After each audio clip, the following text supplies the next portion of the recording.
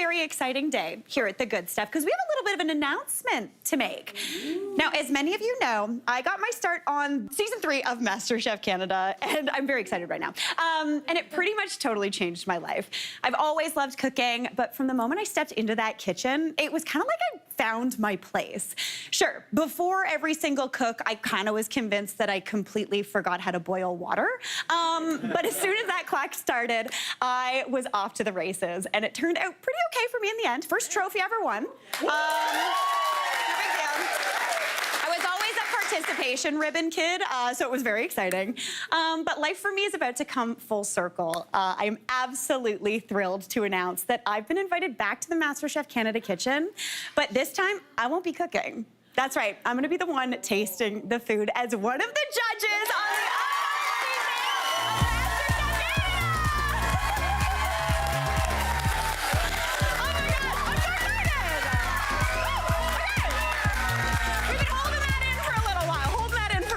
I feel like I'm all confetti-y and it's great. Well, now I'm feeling very nostalgic, so why don't we head to the kitchen and get cooking? How's that sound? Okay. All right, I am feeling very excited, clearly. I have about 1,000 pounds of makeup from here to here because I get really red when I'm excited. But I cannot wait. This is going to be so much fun. But when I competed on MasterChef Canada, I celebrated summers up north with my finale dessert. I wanted to capture the flavors of our drive up to the cottage as we stopped at those roadside fruit and veg stands to pick up fresh Ontario produce. My personal faves have always been corn and blueberries. I'm very excited about them. I love those flavors on their own, and I really love them together. Now, for my finale dessert, I did a beautiful financier, which is like a French pastry, very fancy, but I added the flavors of corn and blueberry in there. I also made like a corn buttermilk ice cream, this brown buttery crumb, a delicious blueberry sauce. It was really, really tasty. So today I wanted to share a version of that recipe, but we're gonna make a corn and blueberry financier cake. So it's a lot easier. So don't worry about it. You can do it even if you're not a master chef. And it's really, really, it's super tasty and wonderful, and it celebrates the season. So to get started, we need to make some brown butter, because when you are making a financier, the main kind of flavor component is brown butter and almonds. So I've got a pot here over about medium heat, and I'm gonna add in 3/4 of a cup of unsalted butter. Now, when I used to write recipes, like a while ago, I used to always say unsalted butter or salted butter. Now I usually don't care. Use whatever butter you have. But when you are browning butter, you actually do want to use unsalted. Because what's happening here when you brown it is that butter melts down over medium heat.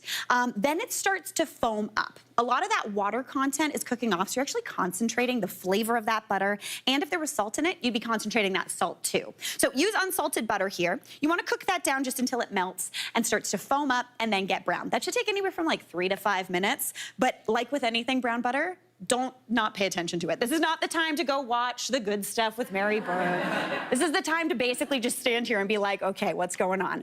When you're making brown butter, you wanna obviously look for those brown little specks that are absolutely delicious, but you also wanna listen to it. It kind of gets quiet when it's turning brown. It goes from kind of sizzly and poppy to nice and quiet. Once it gets quiet, you know it's getting brown. So while that does its thing, again, you're gonna keep watching it, but I'm gonna move on to the dry ingredients. But we're gonna mix up those dry ingredients. So in my bowl here, I'm gonna add in 1/2 cup of white sugar. This is a cake after all. So obviously with that 1/2 cup of white sugar, we're gonna add in a 1/4 cup of brown sugar, just for some flavor. Always a good thing. Pop that in. And anytime you're measuring brown sugar, you kind of want it to look almost like a sandcastle. You press it in a little bit so it stays nice and together. Then into there, we're gonna go in with some flavoring. So that classic financier is an almond-based cake. So I'm gonna go in with some almond flour. So almond flour is just ground almonds. You can get it pretty much at every single grocery store now. You want 6 tablespoons of almond flour, or also known as a 1/4 cup of almond flour plus 2 tablespoons. So I'm gonna add that in. I hate the measurement 1/8 of a cup. It doesn't make it, nobody owns an 1/8 of a cup. So I'm always like tablespoons. 2 tablespoons is an 1/8 of a cup, so we're good to go. All right, now into there, we're also gonna go in with some cornmeal. Cornmeal is gonna bring, again, that kind of corn flavor, a little bit of corn breadiness as well. But again, it's gonna celebrate pretty much my favorite thing about late summer, which is corn on the cob, because it's so good. So that's gonna go on in. Then we're gonna add in 1/2 cup of all-purpose flour. That's gonna bind everything together, because right now that's just tasty, but it's not gonna kind of hold. For a little bit of lift, we're going in with 1.5 teaspoons of baking powder. This is actually a pretty heavy cake batter because of that cornmeal, because of that almond flour. So this is gonna give it that beautiful lift. Then about half a teaspoon of salt's going in there as well. Then I'm gonna zest over a lemon. Now the lemon, I just love the flavor of lemon and blueberries together. Lemon, blueberries, and corn to me just makes sense. So, so good. And a financier, I wanna it kind of sounds like a banker. Do you know what I mean?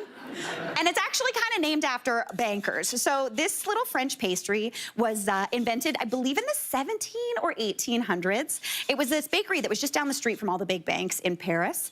And his main clientele were bankers. So he made these cakes that looked almost like little gold bars. Typically, when you find them in a French pastry shop, you're gonna find them in little rectangles. They're golden brown, they're super tasty and wonderful. But I do not have a financier pan at home, and I can bet that you do not either. So we're gonna do it as a cake. It's gonna be perfect. All right, now I'm gonna whisk that together just until it's nice and combined. Traditionally, you wouldn't put that cornmeal in there. It would just be more almond flour. You could totally do that as well, but I love this flavor combination. And then we're gonna go check on that brown butter. I don't think it's probably done yet. No, we're still at the melting stage. This would come up, get nice and foamy, and then it would kind of settle down and get nice and brown. But since this is television, I have a pot of brown butter right here, which is always a dream. You're looking for those little brown bits at the bottom of the pan, if you can kind of see them. Super tasty, really delicious, and golden brown. So what I wanna do with this warm brown butter, even hot from the stove, is dump it all right into here. This is unlike any cake you've ever made. We're dumping that right on in with those dry ingredients, and don't forget to scrape out all those little browned bits, because that's just kind of like the toast of the butter world. Super tasty. Give that a good mix together. And while I'm combining this, once it's combined, we're gonna set this aside for about 5 minutes just to cool. Then I'm gonna add in the rest of the ingredients. Not done yet.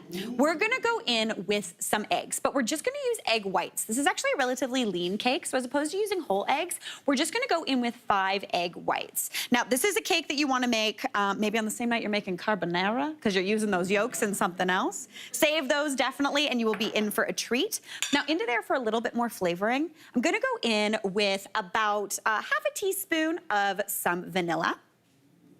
We love a vanilla extract. I'm a free pourer. Now I will say, I'm about to free pour almond extract, half a teaspoon. Don't try this at home. This stuff is way stronger than vanilla extract, and if you go overboard, it is very overboard. But let's see if we can do it. There you go, that's a half a teaspoon. I'm feeling good about that. That's how I live on the edge. I'm very type A, very boring. Pouring almond extract and a low cell phone battery. Those are me living on the edge. All right, now, in addition to all these flavors that I love so much, I have to add my very favorite flavor, but I don't have a pocket today, so my friend Joe made me this little tiny pocket for my nutmeg. Can you even deal with how cute this is? Look at this. Perfect size for a little nutmeg. We got it, yeah. We love it, so good. She also made various colors so they can match the outfit or the vibe of the day. It's a good thing. All right, just a little bit of nutmeg in there too is gonna give really, really nice flavor. Nutmeg is great because it works with savory cuisine, but it also works really well in sweets, obviously. But it's got a little bit of a lemony flavor to it, so it plays off that lemon zest that's already in there really, really well. So I'm just gonna give this a good whisk together. And this is a relatively sandy batter. It's kind of more like a blondie batter than it is a cake, but you're gonna give it a good mix together. Those egg whites bring everything together nicely. But since this has cornmeal in it, this is actually a tip even if you're just making cornbread, you actually wanna set this aside. If you set it aside for an hour in the fridge, that cornmeal will hydrate a little bit and give you better texture on your cornbread. You know when you make cornbread at home and sometimes it's like dry? That's because you haven't set it aside. If you give it a minute, it will come together beautifully. So that batter looks tasty. I'm gonna pop that in the fridge though. An hour, you could do it overnight as well. Then you end up with a batter that looks something like this. Nice and firm, super tasty. Again, kind of almost like a blondie or a brownie batter. So now I'm gonna pop that into my prepared pan. I've got a 9-inch cake pan here that I've greased with a little bit of nonstick cooking spray. If you wanted to here, you could scatter in a little bit of cornmeal or those ground almonds for a little bit of extra texture, but I'm just gonna go in as is. Now, typically this is piped into a mold, but I'm just gonna plop it in there because this works perfectly. You just want to spread it out. It's a really dense, delicious cake, but it bakes up super fluffy and wonderful. Now, for the blueberries, because we've got that flavor of corn, that kind of Northern Ontario summer vibe. We've got some people from Muskoka in the audience today, actually. This is inspired by my drives up to Muskoka into Gravenhurst, where my family cottage is. So fun. Okay, we're also gonna add blueberries. If you ever find yourself in Gravenhurst, Ontario, there's a lady, we call her the Blueberry Lady. I do not know the actual name of her company, but she has amazing blueberries right by the wharf, so hit her up, definitely. I'm gonna go in with about 170 grams-ish of fresh blueberries, and you can press them in a little bit just to make sure they're slightly submerged. Then you wanna pop that into a 350-degree oven for about 30, 35, 40 minutes, just until it's golden brown, risen up on the sides, and nice and tasty looking.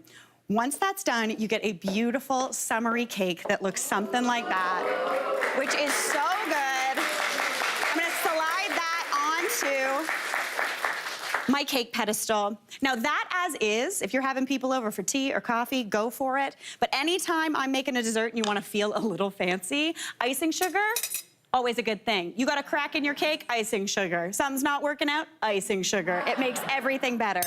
So just a little bit of that right on top. And you are in for an absolute treat. Oh my gosh, I'm so excited. Okay, I'm gonna go in for a little bite because I can't resist. The beauty of this cake is the edges get really crispy and golden brown. The middle stays nice and fudgy and dense and delicious. But it is the most perfect Frenchy cake ever. Super moist, really tasty. Honestly, I'm very excited about it. Okay, I'm gonna just have a bite, because that is so good. Oh my gosh, it's so much better than you think it is. It's such a good... Hey, Mary here. What did you think? Drop your comments below, and don't forget to like and subscribe for more of the good stuff.